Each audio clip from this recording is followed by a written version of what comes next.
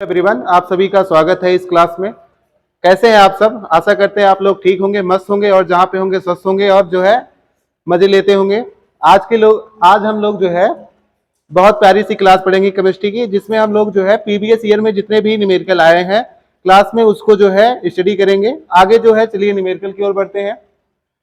जैसे पहला न्यूमेरिकल आपको दिया गया है कि जो है NaCl, HCl, CH3COOH की मोलर चालकता आपको अनंतता पर दी गई है और आपको फाइंड करना है अनंतता पर CH3COOH की मोलर चालकता आपको फाइंड करनी है।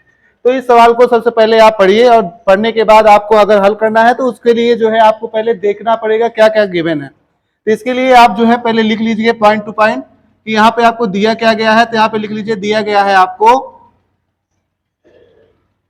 अनंतता पर NaCl का मान दिया गया है। दूसरी बात, आपको NaCl के साथ साथ अनंतता पर HCl की वैल्यू दी गई है। तीसरी जो है अनंतता पर आपको जो है CH3COOH की COONA की वैल्यू दी गई है, जिसको हम लोग कहते हैं सोडियम एसीटेट। तो इन सब का मान दिया गया है आपको और पूछा क्या गया है, आपसे पूछा गया है कि अनंतता पर CH3COOH की वैल्यू बताइए। इसको हमें ज्ञात करना है तो लिख लेते हैं इन सबकी वैल्यू कितनी दी गई है। यहाँ पे इसको दिया गया है 126.4। अगली वैल्यू आपको दी गई है 425.9। फिर आपका अगला मान दिया गया है 91.0। इन सब का मात्रक जो होता है अनंतता पर मोलर चालकता का जो मात्रक होता है वो होता है सीमेंस सेंटीमीटर स्क्वायर और मोल इनवर्स। तो इसको बार बार लिखने की आवश्यकता नहीं है। तो आगे हम लोग अपने क्वेश्चन की ओर बढ़ते हैं। जैसा कि आप जानते हो कि क्लोराउस का नियम होता है। क्लोराउस के नियम पे ये बेस सवाल है। क्लोराउस का नियम कहता है कि अनंतता पर किसी भी कंपाउंड की जो मोलर चालकता होती है वो बराबर होती है किसके, अनंतता पर उसके कैटायन और एनायन के योग के। तो जैसे यहाँ पे अनंतता पर अगर हम देखा जाए तो क्लोराउस का नियम क्या कहा है, तो यहाँ पे अनंतता पर NaCl की हमें मोलर चालकता जैसे फाइंड करनी होगी। तो NaCl की अगर अनंतता पर मोलर चालकता फाइंड करनी होगी तो क्लोराउस का नियम कहता है अनंतता पर इसका जो पॉजिटिव कैटायन होगा और जो एनायन होगा उन दोनों का योग जो है अनंतता पर उस कंपाउंड के योग के क्या होता है, बराबर होता है। तो ऐसे हम लोग जो है सारे का फाइंड कर लेते हैं, यहाँ पे लिख लेते हैं। तो अगर हम यह Cl के लिए लिखेंगे तो कुछ इस तरह हो जाएगा।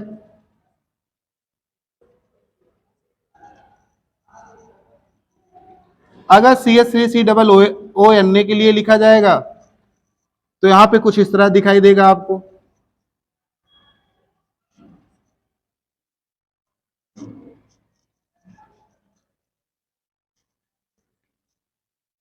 तो हमें जो है क्या करना है, हमें इस क्वेश्चन को करने के लिए ध्यान में रखना होगा कि आपके पास सबसे पहले इसे इक्वेशन मान लीजिए। एक इक्वेशन नंबर फर्स्ट है और एक इक्वेशन नंबर थर्ड है, सेकंड है और एक इक्वेशन नंबर थर्ड है। तो हमें इन तीनों इक्वेशन का ऐसे अरेंजमेंट करना है या इस तरीके से जोड़ना घटाना है, ऐसे अरेंजमेंट कर दीजिए आप कि इनका इक्वेशन जो है कटने के बाद कुल मिला के सॉल्व करने के बाद हमारे पास बचे क्या, कि अगर इसका हम अनंतता पर निकालेंगे तो ये हो जाएगा Na infinite lambda COO negative और इनफाइनाइट लेमडा H पॉजिटिव। ये इतनी वैल्यू हमारे पास आनी चाहिए। तो इनका हम इन तीनों इक्वेशन का ऐसा अरेंजमेंट करना है हमें। तो इस तरह का अरेंजमेंट करने के लिए हमने देखा कि पहले इक्वेशन को गौर से देखा गया कि यहाँ पे Na आया है और Cl आया है और यहाँ पे HCl आया है और यहाँ पे आया है CH3COONA आया है। तो हमारे पास चाहिए, हमें क्या क्या चाहिए, हमें इतने की वैल्यू की काम है और इतने की वैल्यू की काम है।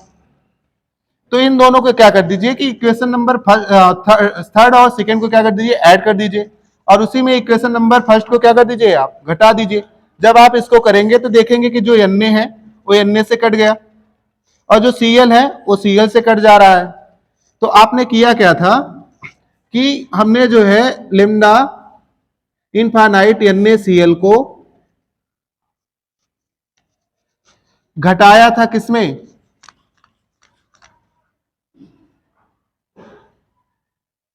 CH3COONA प्लस लेमडा इनफाइनाइट या Cl में हमने किसको घटाया था, लेमडा इनफाइनाइट NaCl को घटाया था। तो जब घटाया था तो क्या मिला था हमें, कुल मिला के सॉल्व करने के बाद हमारे पास बचा था lambda infinite CH3 COO negative plus lambda infinite H positive है, इतना बचा था।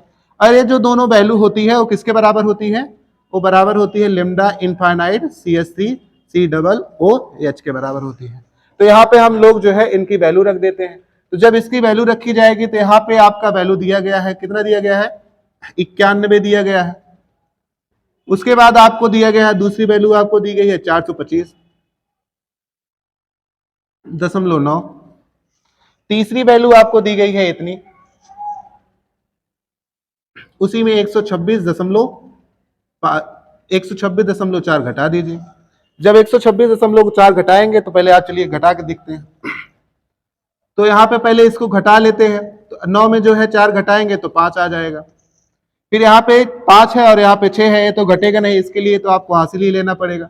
तो सामने वाले से हासिल ले लीजिए, ये 15 हो जाएगा और यहाँ पे कितना बच जाएगा, 9। तो यहाँ पे 1 बचा है और यहाँ पे 2 है। अब भी ये नहीं घटेगा तो इसके लिए यहाँ पे 1 हासिल और ले लीजिए, 11 हो जाएगा और यहाँ पे 9 हो जाएगा। यहाँ पे बचा है कितना, 1 और यहाँ पे 3। तो 3 में 1 घटा देंगे तो यहाँ पे कितना बच जाएगा, 2। और इसी में आप क्या कर लीजिए, क्या ऐड करिएगा, 91 ऐड कर लीजिएगा। तो जब आप 91 ऐड करेंगे किसके बराबर है,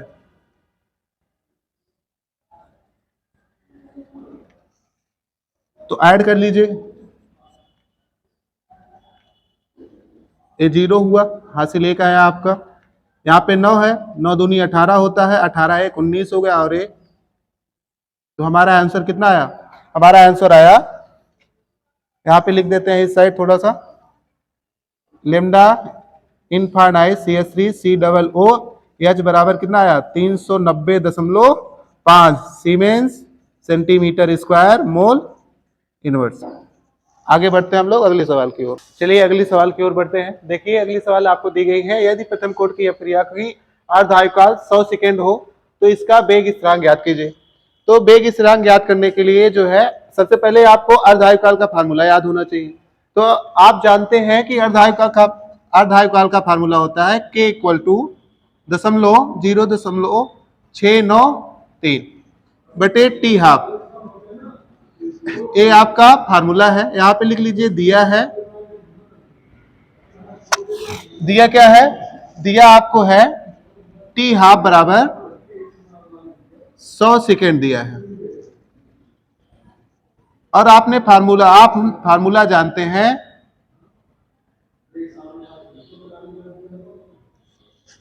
कि K इक्वल टू क्या होता है, K इक्वल टू होता है आपका 693 बटे T हाफ। ये अर्धायुकाल है, ये वेग स्थिरांक है। तो वैल्यू रख देते हैं अर्धायुकाल की, यहाँ पे 0.0693 बटे 100। अब इसको सॉल्व कर लिया जाता है, तो सॉल्व करेंगे तो कितना आ जाएगा, तो यहाँ पे पहले दशमलव हटा दीजिए, दशमलव हटाएंगे तो आ जाएगा 693 बटे 1000, यहाँ पे बटे 100। अब इसको जब सॉल्व करेंगे तो ये आ जाएगा 693 बटे 1000, यहाँ पे 1 मान लीजिए, गुणे 100। तो आगे लिख लीजिएगा दशमलव, यहाँ पे दशमलव कह रहे हैं, 693, ये 10 की पावर कितना हो गया, 10 गुणे 10 में जो है 0 कितने लगे, 5। तो यहाँ पे 3 अंक के बाद दशमलव था तो 3 0 लगा था, अब तो 5 अंक हो गए हैं। तो इसका मतलब है कि ये हो जाएगा 0.02 बार 0 693, ये इसका आंसर होगा। चलिए हम लोग अगले सवाल की ओर बढ़ते हैं।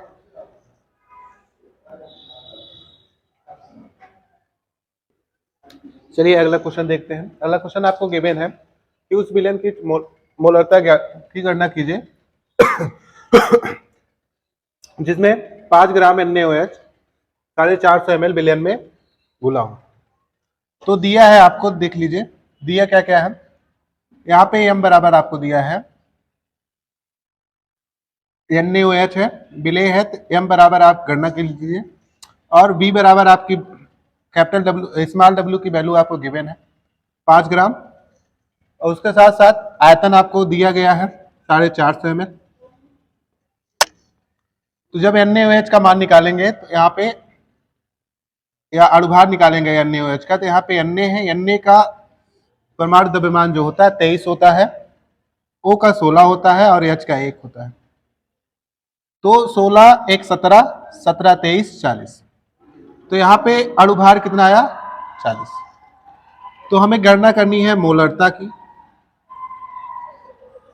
तो मोलरता बराबर कुछ फार्मूला होता होगा।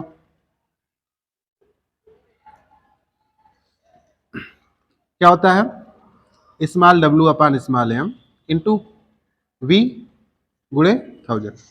ये 1000 कम नहीं रहता, यहाँ पे जब ml में वैल्यू नहीं दी रहेगी तब वो लीटर में दी रहेगी, तब वो वैल्यू जो है यहाँ पे 1000 का प्रयोग नहीं किया जाएगा।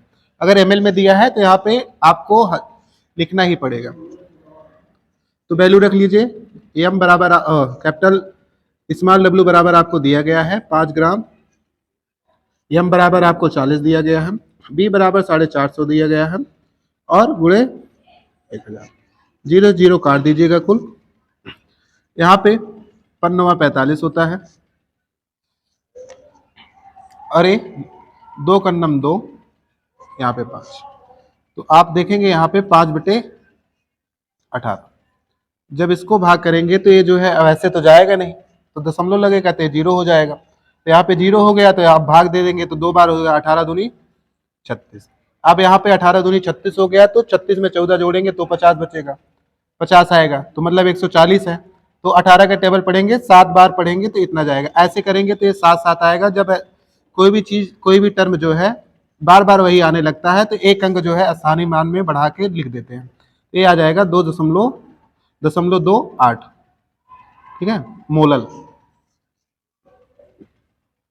चलिए अगली सवाल की ओर बढ़ते हैं। चलिए अगले सवाल को देखते हैं, ध्यान से देखिएगा। ये सवाल जो है बोर्ड एग्जाम में आने की बहुत ज्यादा संभावना है। इस तरीके की सवालें बहुत ज्यादा पूछी जाने वाली हैं आगे चलने के, आगे वाले बोर्ड एग्जाम में। देखिए इसमें लिखा गया है, निम्नलिखित विलयन में किसका परासरण दाब सर्वाधिक होगा। 3 चीजें होती हैं। परासरण दाब आपने पढ़ा है, परासरण दाब के जो है 3 टाइप होते हैं। एक होता है आइसोटोनिक, हाइपरटोनिक, हाइपोटोनिक, मतलब समपरासरी, अतिपरासरी और अल्पपरासरी। 3 प्रकार के परासरण दाब होते हैं। एक में परासरण दाब जो है दोनों विलयन में बराबर लगता है। कभी आपसे पूछ लेगा कि जो है कौन सा समपरासरी है, 2 सोल्यूशन दे दिए जाएंगे और पूछेगा कौन सा समपरासरी है। अभी जैसे पूछ लिया गया किस पे परासरण दाब सबसे ज्यादा लगा है, ये दूसरे टाइप का क्वेश्चन हुआ। तीसरा ये पूछ लेगा किस पे सबसे कम लगेगा। तो इस तरह के क्वेश्चन बहुत ज्यादा आते हैं। तो इसको सॉल्व करने के लिए हमें सबसे पहले क्या करना पड़ेगा, आपको परासरण दाब का फार्मूला ज्ञात करना पड़ेगा। तो परासरण दाब जो है, परासरण दाब का एक फार्मूला होता है P, इसे कहते हैं पाई। पाई बराबर ICRT। इस तरीके के सवाल को ज्ञात करने के लिए पाई बराबर ICRT। अब पाई क्या है, पाई जो है ओस्मोटिक प्रेशर है, आई जो है वांट ऑफ फैक्टर है, ए जो है कंसंट्रेशन है, सांद्रता है। सांद्रता यहाँ पे मोलो के टर्म में दी गई है। आर क्या है, गैस कांस्टेंट है। टी क्या है, टेम्परेचर है। तो ज्यादातर क्वेश्चन में दिया गया रहता है समान ताप पर। अगर 2 सॉल्यूशनों में कंपेयर करने को दिया गया है तो आपसे पूछ लिया जाएगा समान ताप पर, समान ताप रहेगा तो ऐसे ही रहेगा। तो ये होता है, इसी फार्मूले से हम लोग इन सारी चीजों को सॉल्व कर सकते हैं। तो यहाँ पे लिखा गया है, पहला अगर टर्म देखा जाए तो यहाँ पे C की वैल्यू जो है आपको दी गई है 1 मोल, और I की वैल्यू कैसे फाइंड करेंगे, तो I बराबर आपको दिया गया है NaCl। वाट ऑफ फैक्टर में इसको क्या करिए, आप तोड़िए, आयनीकृत कर दीजिए। आयनीकृत करोगे तो यहाँ पे 1 आयन मिला और 2 आयन, या कहा जाए कि 1 आयन, यहाँ पे 1 कैट आयन है और 1 आयन आयन है। इन दोनों का जो एडिशन आएगा उसी के योग के बराबर होगा।